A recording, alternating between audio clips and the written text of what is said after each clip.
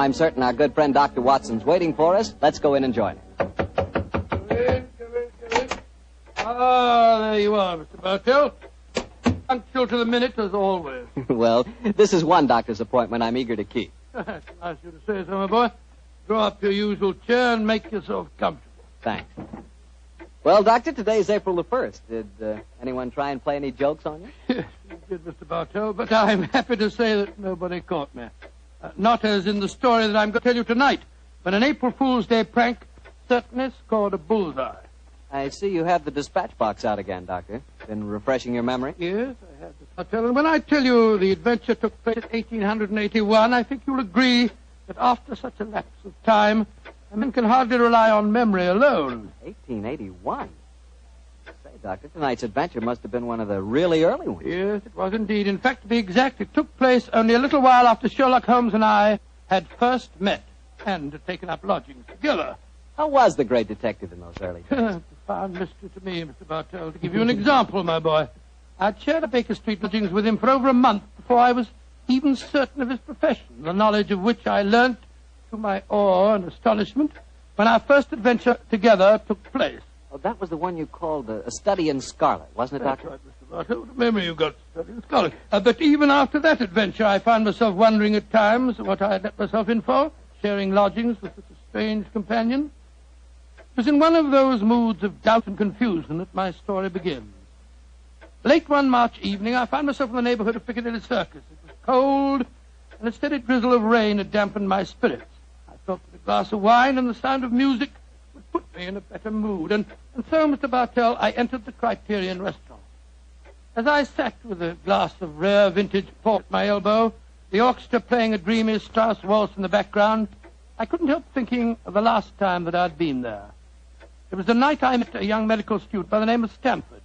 He was the man who first introduced me to Sherlock Holmes. Suddenly, I felt a clap on my shoulder. I turned, and to my amazement, once again young Stamford was standing before me. Watson, or should I say Dr. Watson. How are you, my dear chap? Hello, Stamford. Come and sit down. Thanks. I'm glad to see that you're not holding any grudge against me Why on earth should I do that? for introducing you to Sherlock Holmes. I've reproached myself ever since. I think he's as mad as a Not hat. at all. He may be eccentric. In fact, I'll admit that he is eccentric, but he's an extraordinarily interesting fellow. He'll make a great name for himself as a private detective one of these days. You'll see if I'm not right, Stamford. I saw something about him in the paper the other day. Yes, I expect that was the Lauriston Gardens affair, wasn't Yes, it was. it? He's a brilliant man, Stamford. Quite brilliant. Though I must admit he's difficult at times. He works like a fiend as a rule, but occasionally a reaction sets in, and for days at a time, he'll lie on our sofa, hardly uttering a word or moving a muscle from morning to night. It's depressing, I must say. I think he takes himself too seriously. Yes, perhaps you're right. How would you like to join in a little plot? Plot against Holmes? Yes, just a rag, you know. We thought it'd be rather fun. We? Murphy and I, we were just talking about it. I'll call him over. Murphy? Oh, is that Murphy? I've seen him before somewhere, haven't I? I'm sure you must have done. He's been round at the hospital, and any time you go into the British Museum, you'll find him there. Nice fella, but dull. Definitely dull.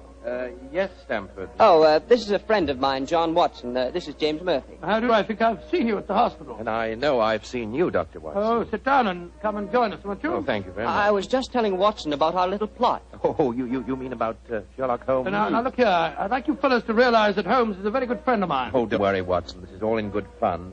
Don't you realize what date is tomorrow? 1st of April, isn't it? Yes, April Fool's Day. Oh, now I see. You're going to play an April Fool's Day joke on Holmes. Yes, that's our plan. Well, it's hardly our plan, Stamford. It's really Lady Anne Partington's idea. You see, Holmes was very rude to her when she visited the hospital recently, and she wants to, take him down a peg or two. Sounds innocent enough. I must say he's inclined to be rather arrogant at times. Well, what's the plan? Well, we'll need your help, Watson. You must be careful not to give the joke away. I'll bet you a $5 that Holmes falls for the whole story, hook, line, sinker. Now, here's exactly what we're planning to do. Lady Anne is going to call on Holmes at Baker Street in the morning. Lady Anne, I'm very flattered that you called to see me in my professional capacity. Surely, my dear man, you didn't think this was a social call. You were much too rude to me at the hospital the other day for that. That was the point I was trying to make. Sit down, won't you? Here, take this chair, won't you, Lady Anne? It's by far the most comfortable chair in the room. Thank you, Dr. Watson. And now, what can I do to help you? You've heard of the Elphinstone Emerald. Oh, yes, indeed. A magnificent stone of very considerable value. An heirloom in your family, I believe. Yes, Mr. Holmes. I keep it in a wall safe in my bedroom. This morning, when I had occasion to go to the safe, I discovered that the emerald had been stolen. Stolen? Good Scott. What a shocking business. Of course, you want Mr. Holmes to recover it for you. A remarkable deduction, my dear doctor. Lady Anne, when you opened the safe, did you observe any signs of it having been tampered with? Oh, I think it's rather stupid to sit and answer questions here in Baker Street. Why don't you come over to my house in Cavendish Square and examine the safe for yourself? You are a detective, aren't you? Lady Anne, just now you accused me of rudeness. I assure you that mine, at least, was unintentional. Oh, come, Holmes. Don't be so touchy. I can promise you a substantial fee, Mr. Holmes. I'm a struggling practitioner in a new profession, eh? My poverty, but not my will, consents. I pay thy poverty, and not thy will. You see, I can quote my Shakespeare, too, Mr. Holmes. My carriage is waiting, gentlemen. Let's drive over to Cavendish Square at once, shall we?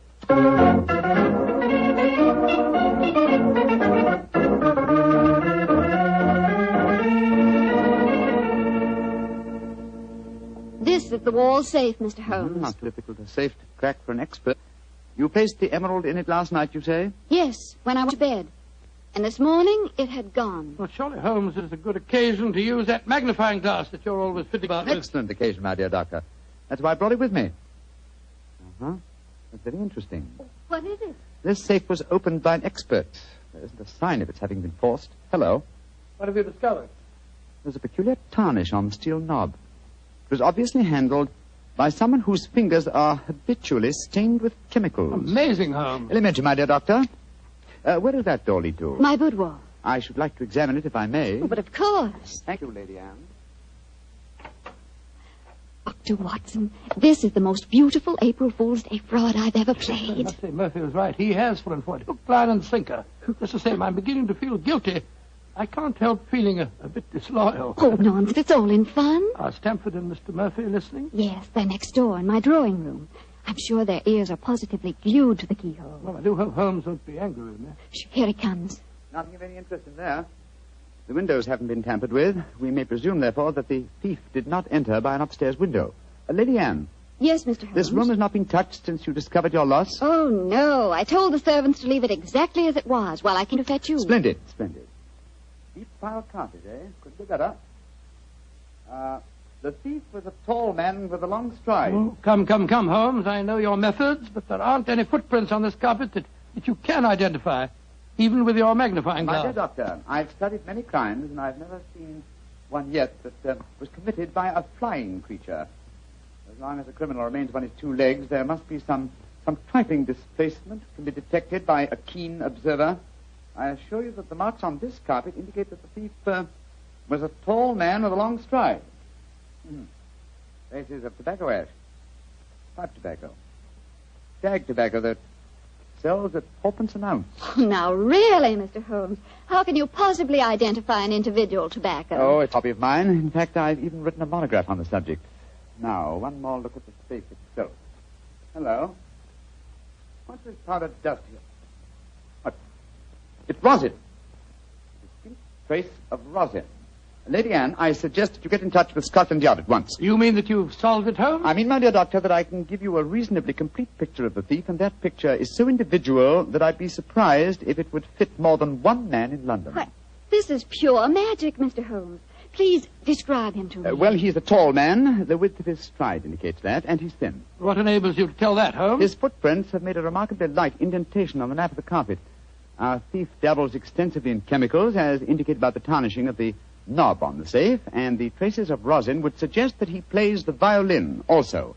He smokes shag tobacco, has a great practical knowledge of the ways of combination locks, and he's obviously in close contact with the criminal classes. How do you know that, Mr. Holmes? Well, he wouldn't steal a famous stone unless he knew how to dispose of it through some trustworthy fence. Yes, it's a very comprehensive picture, Holmes. I almost feel as if you were the chap. Thank you, Doctor.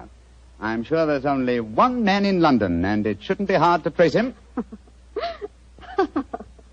I agree entirely, Mr. Holmes. Dr. Watson, I think the joke has gone far enough. Joke? Oh, what do you mean? You're quite right, Holmes, in saying there's only one such man in London.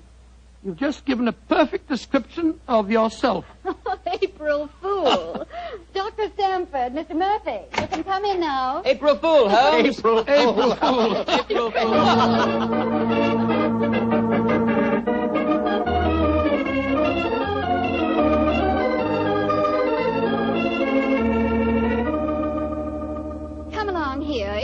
drawing room, everyone.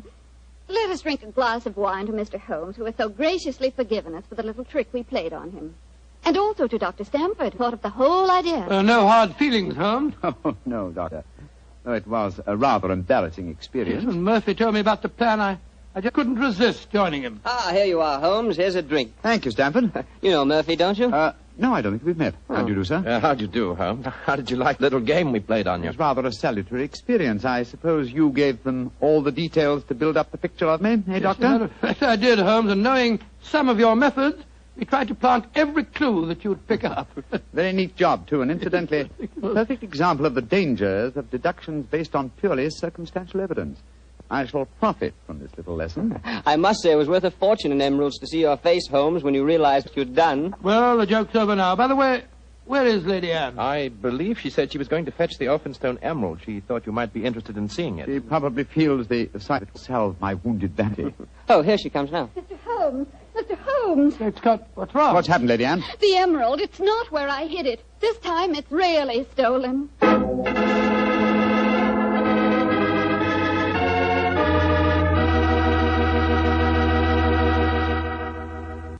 Well, Dr. Watson, your April Fool Day plot kind of backfired on you, didn't it? Yes, Mr. Bartell, it was a perfect example of the bite a bit.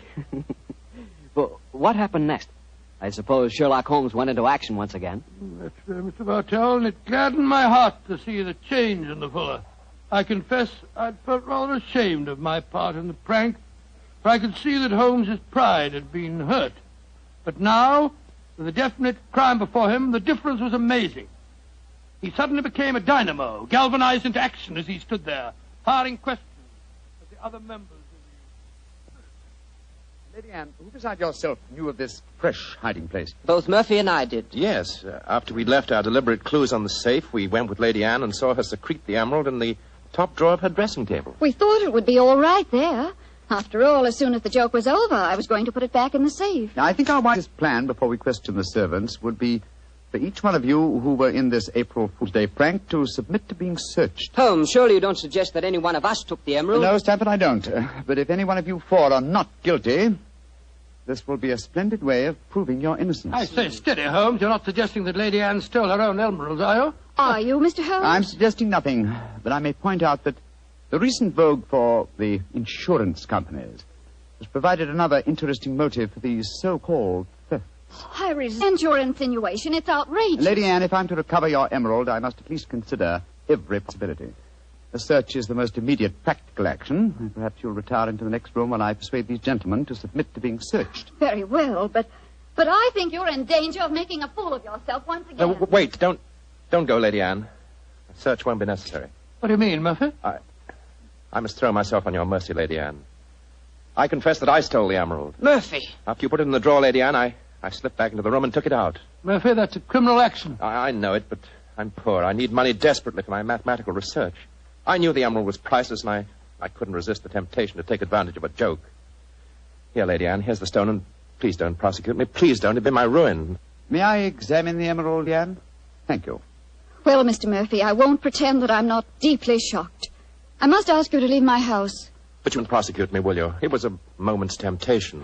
No, I won't prosecute you. Holmes, what are you doing with the emerald? Well, knowing something of the deceptive ways of thieves, I came on this case fully prepared to test the emerald when I found it.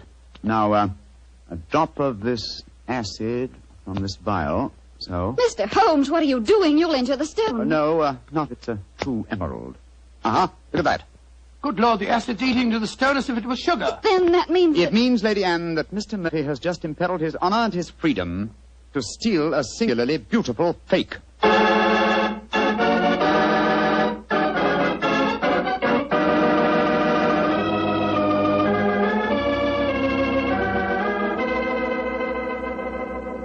Mr. Holmes, this joke has turned into a nightmare. Is there no way of recovering my emerald? I hope so, Lady Anne. I've been taking steps in their logical order. The servants have all been questioned. We've searched Mr. Stamford and Mr. Murphy. Yes, most humiliating experience. Made me feel like a criminal. Well, personally, I was only too thankful to submit to a search this time. I knew I had nothing to worry about. And you yourself, Lady Anne, you consented to being searched by the police matron that Holmes sent for? Only because he threatened to send for the police if I didn't. But distasteful though it was, I'd rather endure that than have this story on the front pages of the newspapers. And in spite of all these rather unfriendly proceedings, we've got exactly nowhere as regards finding the emerald. No, Stamford, but we have at least eliminated the possibility that the thief is secreting the jewel on his person. Still somewhere in these 2 rooms, eh, Holmes? I think so, though there is one remaining possibility. And that is? That the fake stone was substituted for the real emerald sometime before all of you engineered your April Fool's Day joke. Oh, no, Mr. Holmes, that's not possible. I know it was the genuine emerald I took out of the safe this morning. How can you be sure? The substitute was an excellent imitation. Without a chemical test such as I performed, it would be hard to be certain. I can tell you why I'm certain. Last night, Papa came to dinner and brought a Mr. Vanderleider of Amsterdam. He examined the stone, and you'll agree that a jewel expert like that couldn't be fooled. That's true, Lady Anne. And what did you do with the emerald after Mr. Vanderleider left? I locked it in my safe and went to bed. I didn't unlock the safe again until Dr. Stamford and Mr. Murphy came here this morning. That settles it, then. The real emerald is still hidden somewhere in these 2 rooms. But where? That's the question. I must say it's completely mystifying. Well, let's go back to what we were all doing at the exact moment you came into the room, Lady Anne, and informed us of the loss of your stone. Now, we were... We were drinking a toast to you That's and... it. Lady Anne, hard thinking is, well, it's thirsty work. Oh, I'm so sorry. Let me get you something. A glass of port, perhaps. No, thank you, but I observe that you have a remarkably comprehensive assortment of liqueurs.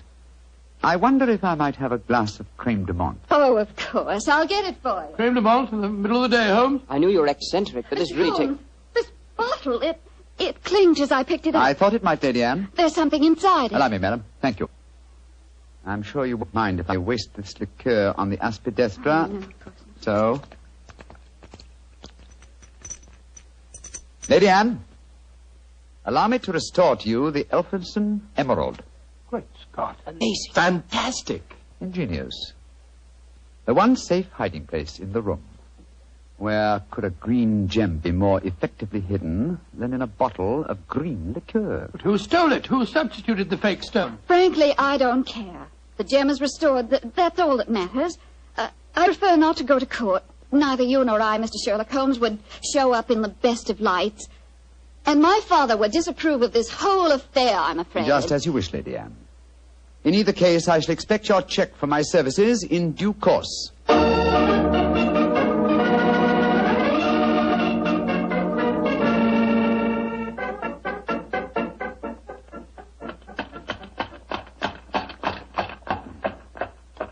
Here we are at the Criterion again, Stamford. Won't you come in and join us for lunch? Thanks, Watson, but I'll keep the cab and go on. I actually have a patient this afternoon. A rare and delightful experience for a young doctor, as you probably know. As rare and delightful as a client is for a young detective, eh, Stanford? I quite understand, and I'm correspondingly grateful to you for your profitable hopes. I'm glad it was profitable for you. Personally, I feel pretty stupid about the whole thing. Well, goodbye. Goodbye, old fellow. Goodbye. 39 Onslow Square, cabby. You're remarkably quiet, Murphy. Well, I'm afraid my conscience won't let me do much talking, Doctor. I'm heartily ashamed of myself. Well, thanks for the lift. I'll leave you chaps Oh, there. nonsense. You'll join us for lunch, Murphy. But, No buts about it, I insist. Come on. Well, it's awfully nice of you. Oh, come, Murphy. Any one of us can make a foolish mistake. It's just lucky that you didn't have to pay for yours. Monsieur wishes a table. Yes, for 3, please. This way, monsieur.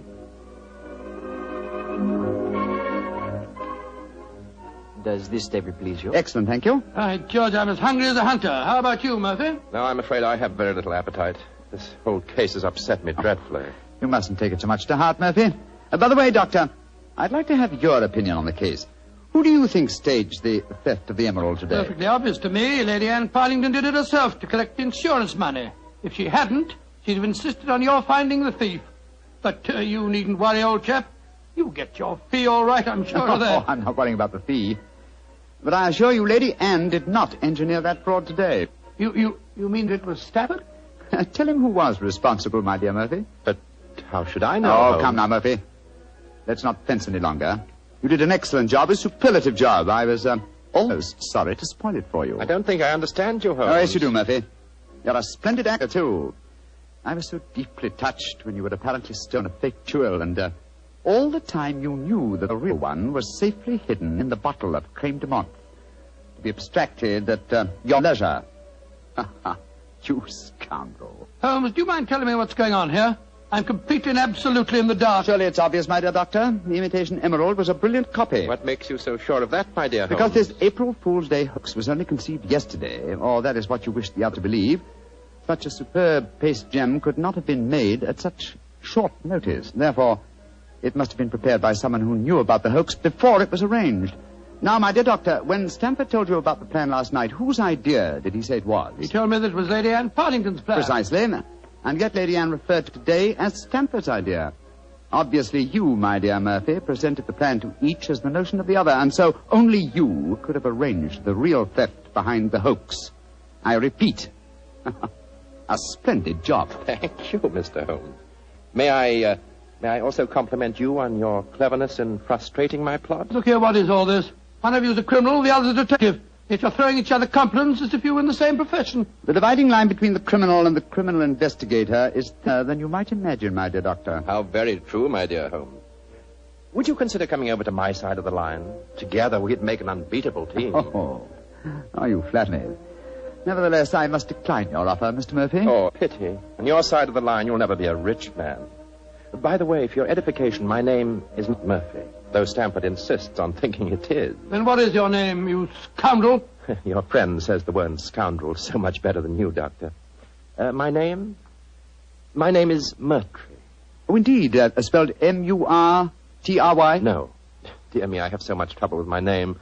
People will either misspell it or mispronounce it. I'm afraid I'll have to begin calling it the way it looks. M-O-R-I-A-R-T-Y. Moriarty. Moriarty. I shall remember that name. I have a feeling we shall meet again. I trust that we shall. You've won the first round, Sherlock Holmes, I admit that. But I believe that a return match is indicated. I shall look forward to it, Moriarty. And now, Doctor, I can't stand your baleful glare any longer. Let's order lunch, shall we?